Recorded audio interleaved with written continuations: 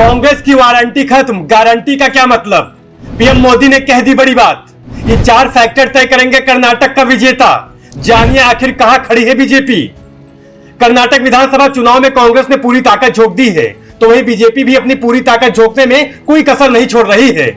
यही वजह है कि गृह मंत्री अमित शाह पूरा दमखम लगाए हुए हैं। कर्नाटक में कांग्रेस बीजेपी के लिए जीत के कई मायने होंगे।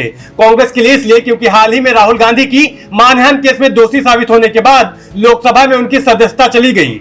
इसके बाद ऐसे कयास लगाए जा रहे हैं कि अगर उनकी पार्टी विधानसभा चुनाव में जीत हासिल करती है तो वह एक मजबूत नेता के रूप में उभर सकते हैं, क्योंकि ऐसा माना जा रहा है कि राहुल गांधी के पास 2024 के विधानसभा चुनाव से पहले खुद को साबित करने के लिए यह एक अच्छा मौका होगा। वहीं आपको बता दें, कर्नाटक में हर चुनाव में सरकार बदलने का ट्रेंड है। अगर ये ट्रेंड कायम रहता है तो इस बार कांग्रेस के लिए अच्छा मौका होगा। वहीं बता दें, विधानसभा चुनाव को लेकर कांग्रेस बीजेपी ने पिछले 6 महीने से राज्य में अपनी पूरी ताकत झोंक दी है, क्योंकि कर्नाटक चुनाव को एक तरह से 2024 का सेमीफाइनल माना जा रहा है। यही वजह है कि प्रधानमंत्री नरेंद्र मोदी ने गुरुवार को कर्नाटक के बीजेपी के कार्यकर्ताओं से जनता को डबल इंजन सरकार के फायदे और इसके न होने के नुकसान गिनाए। उन्होंने रेवड़ी संस्कृति को खत्म करने का आह्वान किया। कांग्रेस पर निशाना साधते हुए उन्होंने यह भी कहा कि जिस पार्टी की वारंटी ही खत्म हो चुकी है तो उसकी गारंटी यानी चुनावी वादों का क्या मतलब है। लाखों बीजेपी कार्यकर्ताओं को डिजिटल माध्यम से संबोधित करते हुए मोदी ने आगामी कर्नाटक विधानसभा चुनाव के लिए बूथ स्तर पर पार्टी को प्रचार को मजबूत करने के लिए प्रेरित भी किया और कहा कि डबल इंजन सरकार होने का सीधा मतलब राज्यों में विकास की दोगुनी रफ्तार से है और इसके न होने से जनता पर डबल मार पड़ रही है। वहीं अब आपके मन में यह सवाल जरूर आया होगा कि कर्नाटक विधानसभा में किसकी जीत होगी। इसका कोई सीधा जवाब नजर नहीं आ रहा है। कांग्रेस बीजेपी की लड़ाई के बीच जेडीएस ने चुनाव को त्रिकोणीय बना दिया है। राज्य के बेंगलुरु, मैसूर और मांड्या क्षेत्रों में 4 ऐसे मुद्दे हैं जो जीत हार तय करेंगे। बेंगलुरु शहर में आते ही एक मुद्दा इस बार सबके जहन में है, वह करप्शन। तो वही दूसरा जाति, क्योंकि राज्य में लिंगायत, वो कलिक, दलित, मुस्लिम, कोरबा, ओबीसी इनके बीच उलझी राजनीति ने चुनाव को उलझा दिया है।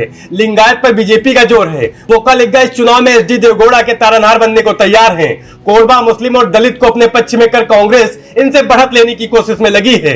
पूर्व सीएम जगदीश शेट्टार को पार्टी में लेकर कांग्रेस लिंगायत में भी सेंध लगाने की कोशिश में है। डी फैक्टर, वही चुनाव में एक डी फैक्टर भी अहम साबित होने वाला है।